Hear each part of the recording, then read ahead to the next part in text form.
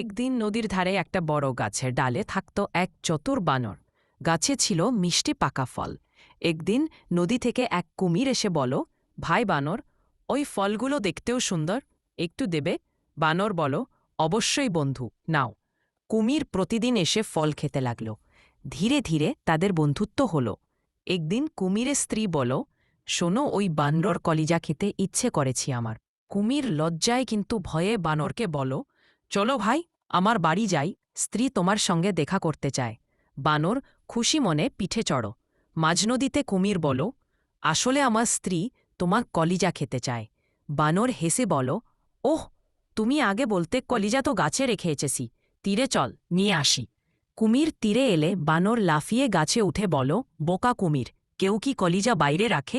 কুমির লজ্জায় মাথা নিচু করে চলে গেল, আর বানর খুশি হয়ে ফল খেতে লাগল। বন্ধুরা, গল্পটা যদি ভালো লাগে তাহলে লাইক সাবস্ক্রাইব করুন।